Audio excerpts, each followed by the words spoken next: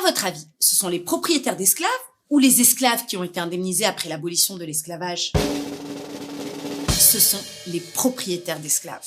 Oui, après l'abolition définitive de l'esclavage en 1848, la France a choisi d'indemniser les propriétaires d'esclaves pour les dédommager de la perte économique entraînée par l'émancipation générale. Oui, il y a eu des débats à l'Assemblée nationale sur la moralité de cette compensation, qui allait revenir aux propriétaires d'esclaves plutôt qu'aux esclavisés. Mais la décision a vite été prise. Et une loi relative à l'indemnité accordée aux colons par suite de l'affranchissement des esclaves a été votée les 19 janvier, 23 et 30 avril 1849 à l'Assemblée nationale. Cette loi va attribuer 126 millions de francs or aux 10 000 propriétaires d'esclaves, soit 1,3% du revenu national d'alors, l'équivalent de 27 milliards d'euros aujourd'hui. L'Empire français perd alors près de 250 000 esclaves dans ses colonies, en Martinique, en Guadeloupe, en Guyane, à La Réunion, au Sénégal et à Madagascar. Et si on en parle aujourd'hui, c'est d'abord parce qu'on n'est pas sûr que vous sachiez tous qui avait été indemnisé par la France après l'abolition de l'esclavage, mais c'est aussi parce qu'en mai 2021, dans le cadre du projet Repairs,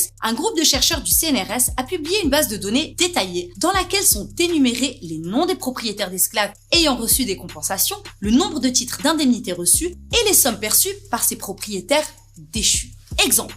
Louis-Marie Gabriel Lequat de Kervegen, propriétaire de centaines de terres au tampon à La Réunion et de 1787 esclaves, a reçu 1,9 million de francs or pour le compenser de leur émancipation. La famille Gradis, qui possédait des centaines d'esclaves en Martinique, a reçu près de 100 000 francs or. Ses descendants gèrent aujourd'hui une société de gestion d'investissement financier. Car c'est aussi de ça qu'il s'agit. De grandes fortunes et entreprises françaises se sont nourries de l'esclavage et continuent de prospérer aujourd'hui. Un sujet tabou en France, mais de plus en plus évoqué au Royaume-Uni. Ainsi, après la mort de George Floyd, un homme noir tué par un policier blanc à Minneapolis en mai 2020, le monde a ouvert un peu les yeux sur son passé colonialiste et esclavagiste. Au Royaume-Uni, la Royal Bank of Scotland, la Lloyds Bank, la Bank of England et le brasseur Greene King ont reconnu que certains de leurs fondateurs avaient bénéficié de la traite des Noirs. Comme le projet Repairs, une base de données britannique de UCL, University College London, nommée Legacies of British Slave Ownership, avait publié des informations exhaustives sur les expéditions négrières, pour que les entreprises reconnaissent leur lien avec la traite transatlantique. Et en France, silence radio. Et pourtant, la France n'a rien à envier au Royaume-Uni avec ses 4000 expéditions négrières entre le XVIIe et le XIXe siècle. Ainsi, la traite négrière représentait à la fin du XVIIIe siècle 5% de l'économie française. Et les entreprises AXA, la Banque de France, Marie Brizard, Hennessy et d'autres ont bénéficié plus ou moins directement de l'esclavage. L'anisette Marie Brizard était en effet échangée contre des esclaves sur les côtes africaines. Esclaves ensuite transportés en Amérique pour y travailler de force dans les plantations de canne à sucre. Pareil, le cognac Hennessy, acheté en Angleterre, était souvent revendu en Afrique par des commerçants négriers. Nous n'avons trouvé aucun document d'archives attestant une quelconque implication dans ce commerce triangulaire. Le système de traçabilité des barriques négocié à l'époque ne permet pas toujours d'identifier les destinataires finaux. La Banque de France, à l'époque une banque privée, a été fondée par 18 négociants qui avaient acquis leur fortune dans la traite négrière. De même, la société de la famille Gradis, citée plus haut, Société française pour le commerce avec l'outre-mer, a aussi été impliquée dans la traite négrière. La bonne santé financière de la société, malgré évidemment quelques vicissitudes passagères à certaines époques, ont certainement contribué à la longévité. Ce qui a sous-entendu cette bonne santé a aussi été l'attachement des valeurs transmises de génération en génération.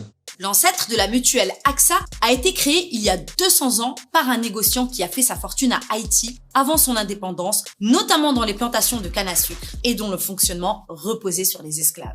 La mutuelle en question n'a pas eu d'activité liée à l'esclavage. Nous ne pouvons hélas pas changer ce qui s'est passé ailleurs et avant nous. Parlons d'Haïti justement, colonie de la France jusqu'en 1825 du nom de Saint-Domingue. Pensez-vous que c'est Haïti qui va recevoir une indemnité pour avoir été colonisée, exploitée, spoliée une fois indépendante? Eh bien non. C'est Haïti qui va devoir payer 150 millions de francs or à la France pour réparer les préjudices des propriétaires français. Renégocier ensuite à 90 millions de francs or, l'équivalent de 17 milliards d'euros aujourd'hui. Une somme estimée même à 40 milliards de dollars par un cabinet américain sollicité par le président haïtien en 2004, Jean-Bertrand Aristide. La dette de l'indépendance ne sera soldée par Haïti qu'en 1883. Et ces agios dureront jusqu'à la moitié du XXe siècle, ce qui va plonger Haïti, la colonie la plus riche du monde, au rang des pays les plus pauvres au monde. D'ailleurs, le principe du dédommagement des propriétaires d'esclaves en 1848 a été calqué sur celui de l'indemnité imposée à Haïti 23 ans plus tôt. Enfin, on ne peut parler des indemnités versées aux propriétaires d'esclaves sans parler du sujet des réparations, attendues par les descendants d'esclaves pour compenser les atrocités subies par leurs ancêtres et dont ils continuent de subir indirectement les conséquences. En France, 4 ans après la loi Taubira de 2001 qui reconnaît l'esclavage comme un crime contre l'humanité, le mouvement international pour les réparations a réclamé 200 milliards d'euros à l'État français au titre de la compensation de la période de l'esclavage. Une demande jugée irrecevable car les juges ont estimé qu'il était impossible d'établir le montant des dommages pour des faits aussi anciens. En mai 2015, François Hollande semblait vouloir clore le débat. L'indemnisation est incalculable en raison du temps. Le préjudice lié au fait de l'esclavage ne s'avère pas compensable. C'est un préjudice de l'histoire qui ne peut être soldé que par l'histoire, par l'action politique.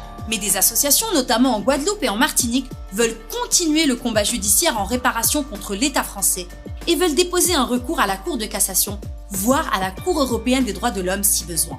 Et vous ? Saviez-vous qui avait reçu des réparations après l'abolition de l'esclavage ? Pensez-vous que les descendants d'esclaves obtiendront un jour réparation de ce crime contre l'humanité ? Et sous quelle forme ces réparations devraient-elles se faire ? Des excuses ? De l'argent ? Des enseignements ? Des monuments ? Des quotas ? Dites-nous en commentaire ce que vous en pensez. Si vous avez aimé cette vidéo, n'hésitez pas à liker, à commenter, à partager et à nous dire ce que vous voulez qu'on traite dans les prochaines vidéos. Aussi, pour plus de contenu, abonnez-vous à notre chaîne YouTube.